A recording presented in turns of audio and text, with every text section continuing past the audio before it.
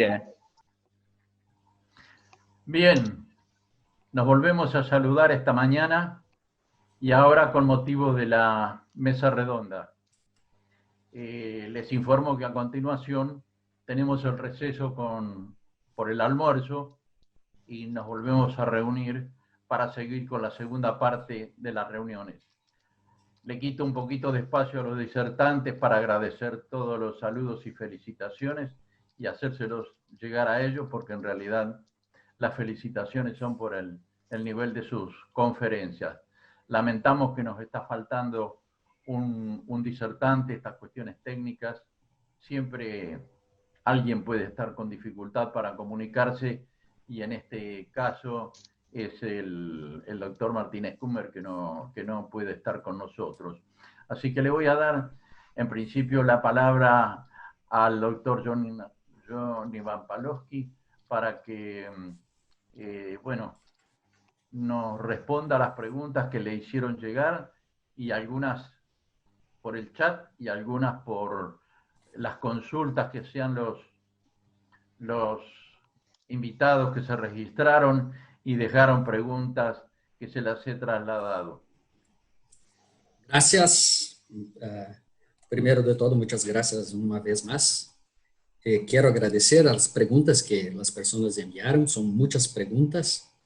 Creo que no voy a tener tiempo para responder todas las preguntas, pero estamos a disposición para hablar más en otro momento. Voy a empezar con una pregunta muy interesante. Se dice que las temperaturas de incubación afectan el pollito en la situación de frecuencia de correras. Sí, o que usted va a producir en incubatorio, o manejo, las temperaturas, la umidade, todos estos factores son importantes y pueden afectar la calidad del pollito sobre muchos aspectos. Pero si tú tienes una gallina sana, si tú tienes un huevo con buena calidad, las condiciones para que tú tengas un pollito bebé que no va a presentar problemas con el metabolismo de calcio van a ser mejores. Entonces, si usted trabajar estratégicamente tu gallina, tú tienes condiciones de reducir estos problemas como discondroplasia, con condiciones de reducir problemas como correras, situaciones que van a se presentar en campo. ¿Ok? Esto es una de las preguntas. Otra pregunta es, si ervas modifican la calidad organoléptica de huevos y modifican la calidad organoléptica de la carne. Yo puedo hablar al respecto de los productos de Nuproxa. Nuestros productos tienen sido desarrollados sobre este punto de vista en un primer punto. Tú tienes que tener este punto muy bien desarrollado y cierto para desarrollar un producto. Entonces es fundamental que este producto no va a afectar negativamente estos aspectos.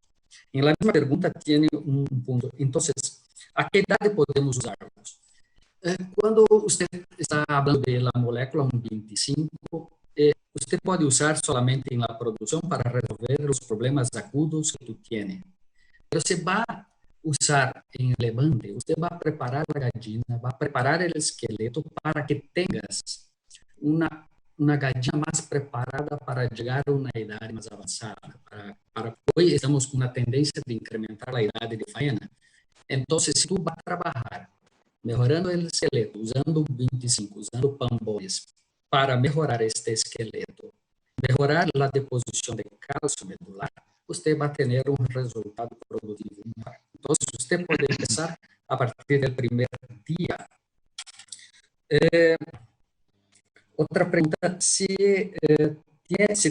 tiene trabajos al respecto de uso de incubadoras con más de 60 semanas hasta 90 semanas sin hacer replume. Este es un punto fundamental, donde tenemos más trabajos desarrollados. Porque ¿qué se pasa? Que las gallinas cuando se quedan más viejas, los niveles de los hormonas se reducen. Entonces, el metabolito 1,25, que no necesita ser hidroxilado en la posición 20, en la posición 1, en riñones, va a tener su efecto principalmente en situaciones de gallinas más viejas. Sí, puede usar para esta edad, hasta hacer la faena a edades más elevadas. Esto es, tenemos muchos trabajos al respecto de este uso.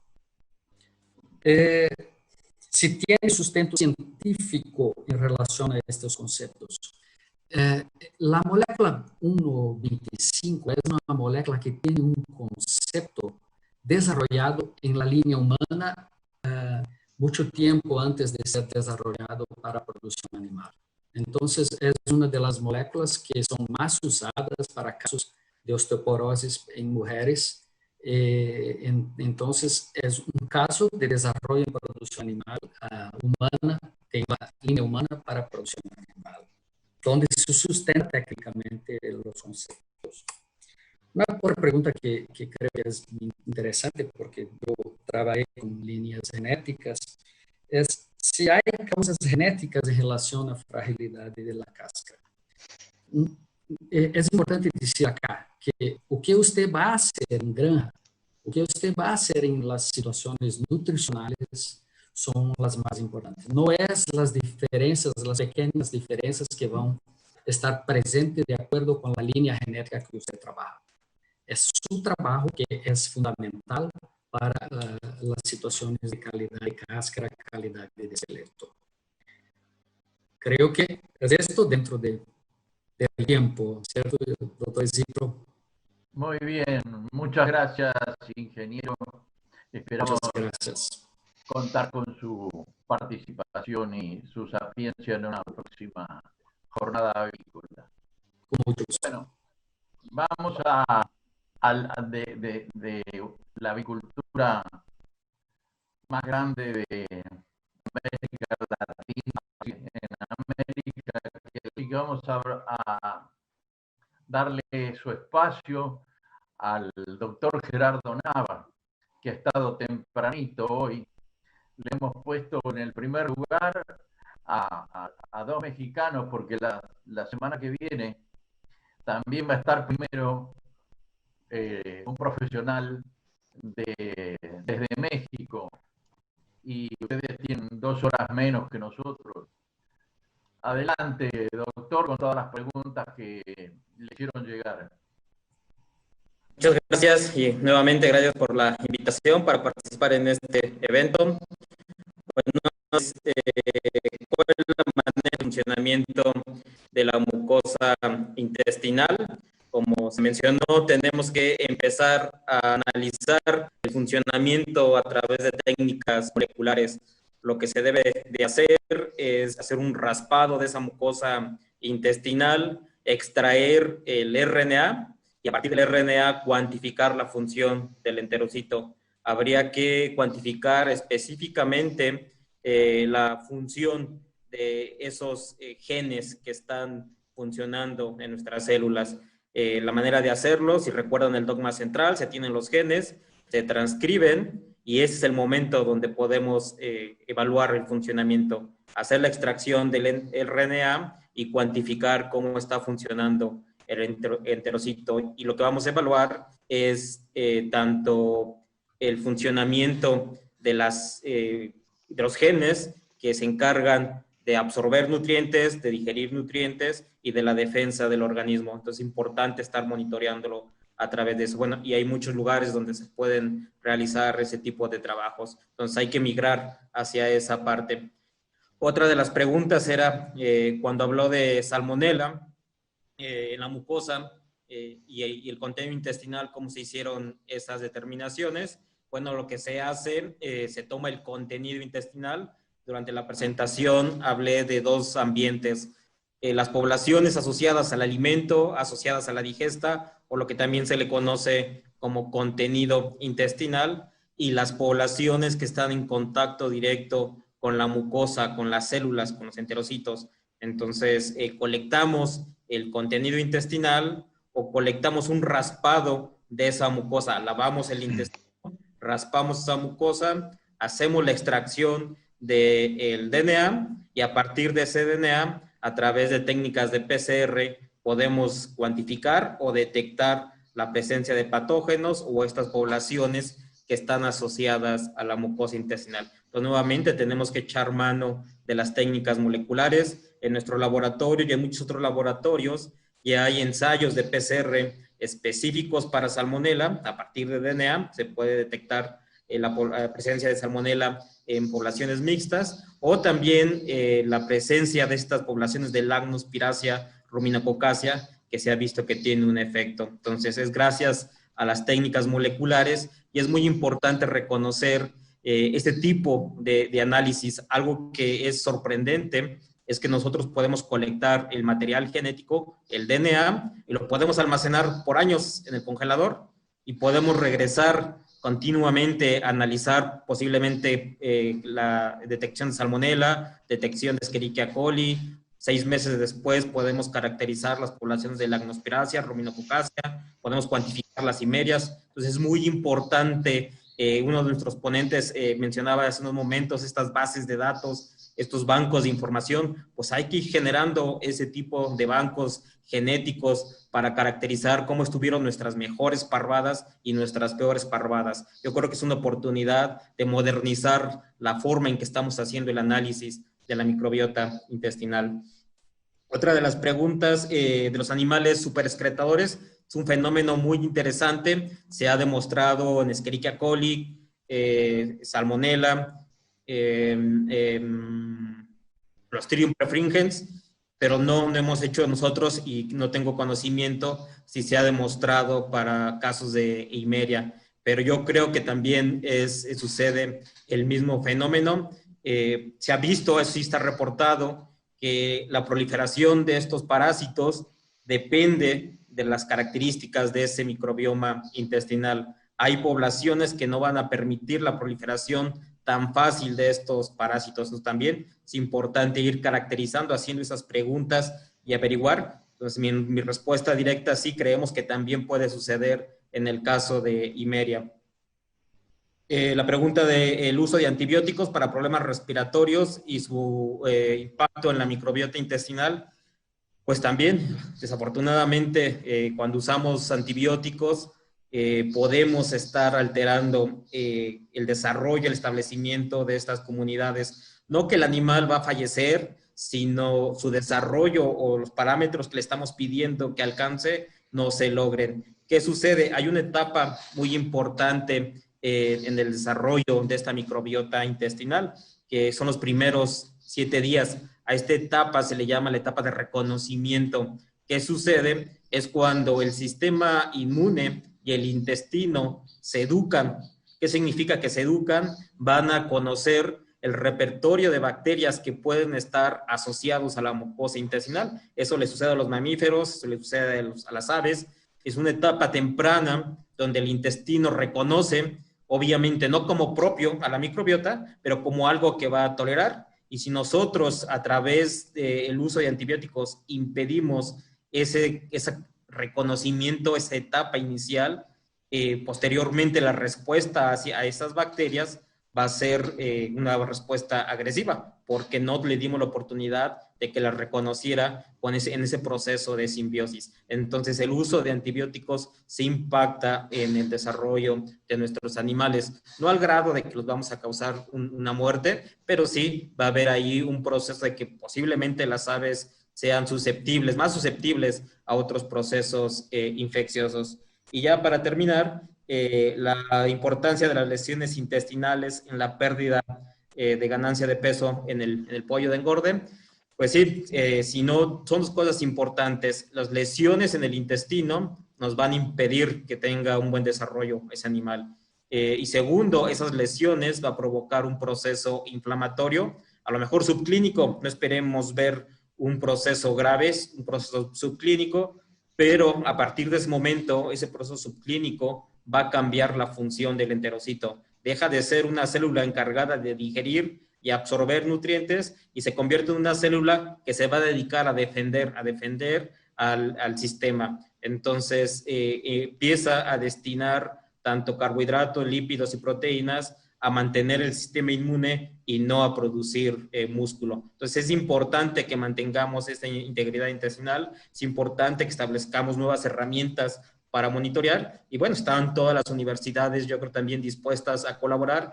Y bueno, en nombre de la Universidad Autónoma de Querétaro, si alguien quiere participar, que apoyemos en el desarrollo de estas técnicas en sus laboratorios, en sus empresas, pues son bienvenidos. Nuestra universidad y nuestro laboratorio es de puertas abiertas y con gusto podríamos colaborar con todos ustedes. También toda la información está disponible, protocolos, no hay nada secreto, es una de las políticas de nuestro laboratorio.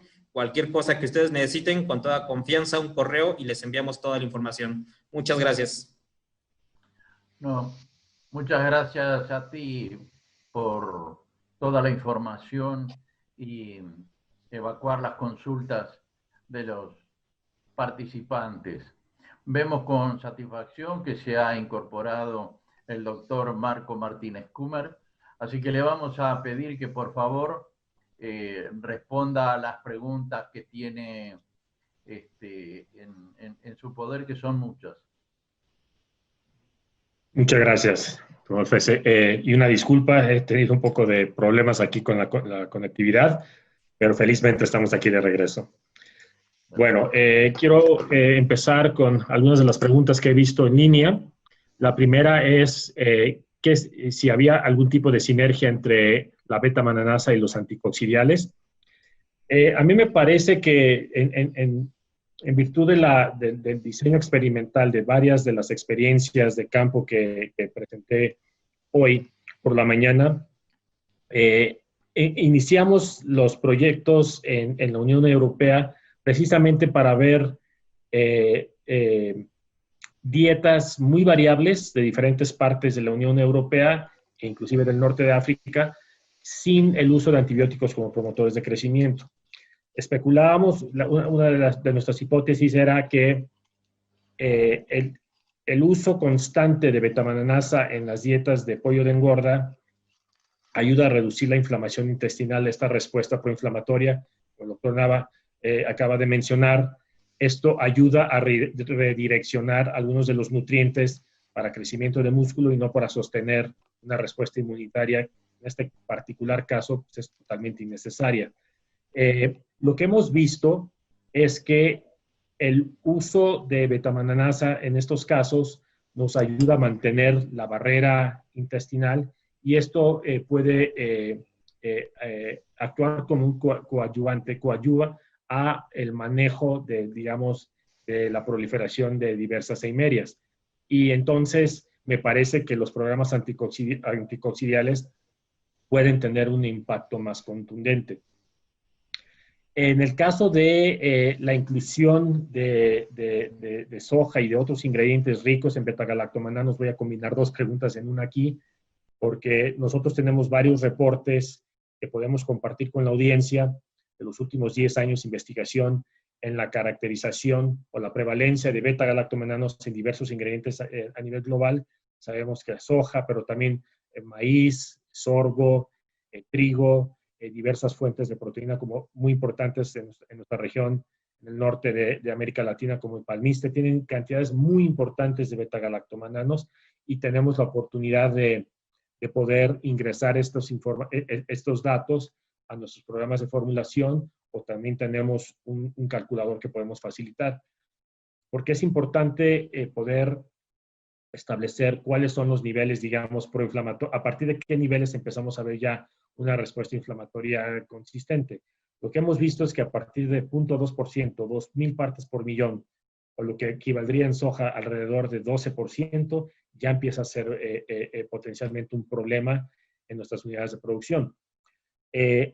Como le comentaba, también me preguntaban sobre el palmiste. ¿Ququé consideraciones debemos de tener con el palmiste? Interesantemente, estamos trabajando precisamente en este momento en el sureste de México, en Yucatán, con el doctor Diego Purón, en su unidad de investigación. Estamos trabajando también en Centroamérica y en Colombia e Indonesia, en diversos proyectos, tanto en pollo de engorde como en postura comercial.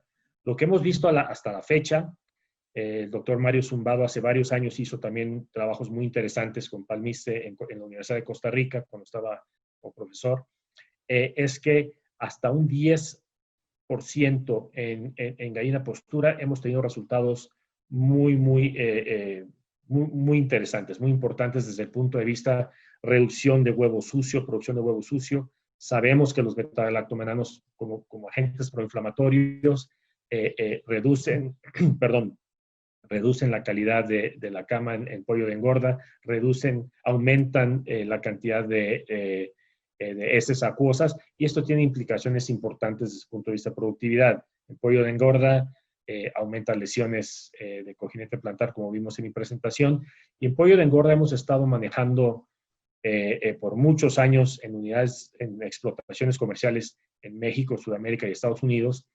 el uso de betamananasa de manera constante en parvadas en producción de huevo de plato, con resultados muy interesantes desde el punto de vista reducción de huevo sucio, mejora de persistencia productiva, particularmente digamos, de 50 semanas en adelante en gallina comercial, y también al tener un impacto sobre un ahorro energético contundente, también hemos visto beneficios desde el punto de vista de un aumento del número de huevos por gallina alojada.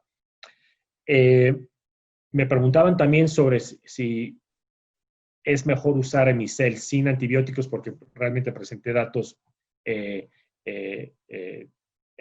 experiencias europeas sin el uso de antibióticos como promotores de crecimiento. La respuesta corta sería no. Tenemos varios datos a nivel global con dietas, con el uso de diversos tipos de promotores de crecimiento, con resultados también excelentes. Yo creo que lo que hay que tomar en cuenta aquí es la cantidad de sustrato que tengamos, que realmente podamos medir esto de manera confiable y bajo condiciones comerciales, observemos que hay un desafío con el uso de diversos ingredientes que son ricos en beta-galactomenanos. Llámese soya, llámese palmiste, harina de girasol en otras latitudes. ¿Qué otra pregunta veo aquí? La matriz de nuestra betamananasa. Estamos trabajando hoy por hoy con una matriz hasta de 90 kilocalorías. ¿Por qué digo hasta 90 kilocalorías? Tenemos también un rango de dosis recomendada entre 200 y 400 gramos por tonelada métrica, pero, como les comentaba anteriormente, nos orientamos primero a la cantidad de sustrato disponible en esa dieta, la fase productiva y especie, y hacemos una recomendación ya más puntual sobre la dosificación y la consideración de matriz.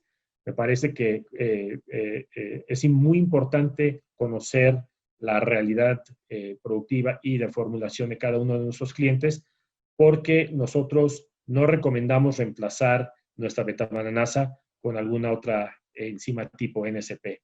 Vemos que hay una sinergia muy importante, como comentaba en mi presentación, y por ende también creo que debemos de tomar en cuenta de que al estar formulando ya en dietas que tienen otras enzimas, llámese fitasa y otras enzimas tipo NSP, proteasas, etcétera, es importante alinearnos sobre la consideración total, particularmente la consideración de la reducción energética en las dietas, porque, como ustedes todos bien saben, con enzimas 1 más 1 más 1 nunca es 3. Entonces debemos de ser muy, muy responsables con el uso y prudentes con el uso de las enzimas. Entonces, lo que yo recomiendo y nosotros recomendamos como equipo es realmente alinearnos a la consideración de energía y de aminoácidos y de calcio y fósforo que se esté utilizando como un programa, y no llegar más allá de 130, tal vez 150 kilocalorías de energía máximo. Entonces, ahí es donde nosotros tratamos de ajustarnos, porque en el caso de betamananasa, las ventajas van mucho más allá de una reducción de costo de alimentación. Tenemos beneficios muy importantes desde el punto de vista de salud intestinal a reducir estos procesos inflamatorios, pero también métricas muy importantes desde el punto de vista de productividad. Llámese uniformidad, rendimiento de canal, reducción de lesiones importantes a nivel intestinal y de respiratorias, y también, como mencionaba anteriormente, reducciones importantes en el cojinete plantar, reducción de producción de amoníaco en las casetas. Entonces, la propuesta de valor de cada experiencia de campo debe de ir dirigido hacia, obviamente, el modo de acción de la enzima y sus capacidades, pero también los puntos finos que debemos de tomar en cuenta es la realidad productiva y las expectativas que se buscan en cada explotación para poder diseñar una propuesta de valor que haga sentido para cada cliente. Esas son las preguntas que pude ver. No sé si hay alguna pregunta adicional, con mucho gusto estoy a sus órdenes. No, esas son las preguntas que fueron levantadas del chat, la gente que estuvo escuchando y bueno, les hago llegar las felicitaciones, aunque ustedes han podido ver las manifestaciones de todos los asistentes manifestando su satisfacción. Y bueno, nos queda agradecerle y dejar en uso de la palabra al doctor Juan Javier, que bueno, él levantó sus propias preguntas porque estuvo como último disertante de esta mañana. Les recuerdo que vamos a tener un receso de almuerzo hasta las 12:15. Adelante, doctor. Muchísimas gracias y también agradecido al resto de los disertantes por lo interesante de sus conferencias y la inteligencia de las respuestas a las preguntas que se hicieron, que algunas tenían su aquello a la hora de responder, así que mis felicitaciones por parte de un colega. En mi caso, me han pedido que haga aclaraciones sobre 3 preguntas. Una de ellas sería si, de parte de Guadalupe Vares, si el uso para inhibir la producción de respuesta inflamatoria intestinal es selectiva solo a ese nivel o es a nivel orgánico. La respuesta que doy es selectiva porque lo que hemos hecho ha sido estudiar la manera de evitar un mecanismo de respuesta inflamatoria a nivel intestinal. Los polifenoles se conoce que son antioxidantes. Hay estudios en animales de laboratorio, hay estudios en cultivos celulares en los cuales se está intentando profundizar la respuesta inflamatoria orgánica generalizada. Pero el interés nuestro en concreto en estas investigaciones era precisamente evitar la fuente de esa respuesta inflamatoria localizada a nivel intestinal como consecuencia de un debilitamiento de la unión estrecha intestinal. Ese fue el objetivo fundamental de nuestras investigaciones y quizás pues cuando hagamos, por ejemplo, se puede hacer un programa de investigación sobre antioxidación metabólica y dentro de ese programa de antioxidación metabólica se podrían buscar indicadores de inflamación generalizados que pudieran servir como prueba de que el uso de polifenoles a través de la dieta pudiera proporcionar un menor nivel inflamatorio metabólico también, así como lo hay del nivel antioxidante metabólico. Entonces, la investigación continúa y esperamos que un día podamos tener respuesta a esa pregunta. Edgar Alfredo Montañez pregunta si se pueden utilizar polifenoles de la pulpa del café. Ácido clorogénico o ácido cafeico son los polifenoles más frecuentes o mayor abundancia en la pulpa del café. Por supuesto que se podrían utilizar y de hecho en nutrición humana se utilizan como suplementos. Lo que pasa es que con el caso de los polifenoles siempre tenemos que tener en cuenta una cosa muy importante. La dicotomía que yo decía en mi conferencia entre los animales de vida larga y los animales de vida corta. En los animales de vida corta, como son animales de producción, y en concreto el pollo, como estamos hablando hoy, o las aves, como estamos hablando hoy, es importante definir y validar el impacto de los polifenoles sobre características productivas o características funcionales o metabólicas que tengan repercusión sobre la productividad. En animales o en personas de larga vida, el impacto de los polifenoles puede ser, como ya decía en alguna de mis diapositivas, puede tener un valor distinto. De hecho, sí, el ácido cafeico y el ácido clorogénico se utilizan hoy en día como antioxidantes, incluso antioxidantes a nivel de piel, cutáneos. Pero no hay un estudio sistemático, no hay investigación o información sistemática revisada por pares, generada a nivel de investigación, sobre el impacto de los polifenoles del café en genérico en los animales de producción, que es lo que nos trata hoy en día. Así que esa sería mi respuesta. Isabel Baldomero pregunta si tienen algún efecto los polifenoles sobre butiratos, probióticos, enzimas que pudieran estarse utilizando en una dieta. La respuesta directa es, de momento no lo sabemos. Entonces, porque en el proceso de desarrollo de los productos, lo primero que nos interesa saber es si el producto tiene efecto como tal. La primera fase de investigación es saber si el producto es utilizable como tal. La segunda fase es pasar de las dietas de experimentación, que tienen un objetivo determinado, a una dieta práctica en la cual podríamos estudiar posibles asociaciones, sinergismos, aditivaciones o antagonismos. No lo sabemos. Pero, por ejemplo, de los los 3 productos que ha mencionado, butiratos, probióticos y enzimas, se sabe que los butiratos también, algunos de ellos por lo menos, tienen también impacto sobre las proteínas de una estrés intestinal. Entonces, en ese caso pudiera existir un efecto, quizá no sinérgico, pero sí pudiera ser un efecto aditivo. Y eso es algo que habría que probar en su caso y habría que ver si efectivamente eso sucede. Desde un punto de vista, digamos, empírico, yo no creo que haya ningún tipo de interacción entre enzimas y polifenoles. Con respecto a los probióticos, también he comentado en mi presentación que hay todavía una gran incógnita, puesto que los métodos que se han usado para determinar la evolución de poblaciones intestinales cuando se suministran probióticos no son suficientemente avanzados para dar una idea clara de lo que sucede en el intestino, ni se han utilizado todavía métodos realmente avanzados, por ejemplo 16S, métodos genéticos como mencionaba Gerardo, para determinar la evolución de las familias microbianas. Eso es algo que nuestra compañía, nuestro grupo de investigación, tiene previsto hacer ya. O sea que quizás en un tiempo podamos saber si efectivamente hay esa modulación hacia especies más, digamos, más favorables y quizás un antagonismo de las especies menos favorables para la producción. Pero quiero decir que al final posiblemente averigüemos si va en una dirección o en otra. Y luego Félix del Águila me hace una pregunta, creo que es a mí, no he entendido muy bien. Productos que tienen MOS en su composición, por ejemplo, secuestrantes de micotoxinas, alteran desfavorablemente la respuesta inmune, siendo que este producto se usa de manera continua en la dieta. La verdad no entiendo muy bien el sentido de la pregunta y hasta el punto que yo sé, precisamente los MOS lo que hacen es reforzar la respuesta inmune, hasta el punto que yo conozco. Quizás se estaba refiriendo a los betamananos como tal, procedentes de los ingredientes, más que los mananoligosacáridos que tienen un efecto totalmente opuesto.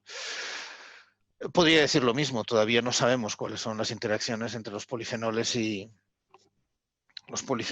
y ese tipo de productos, teniendo en cuenta, también como mencioné al principio, polifenoles son una familia muy determinada de extractos botánicos y que hay que distinguir de otros que pueden tener líneas de investigación distintas, pero que no están asociados con el tipo de producto que nosotros estamos desarrollando. Así que en principio estas serían las 4 preguntas que se me hicieron, no creo que haya ninguno más.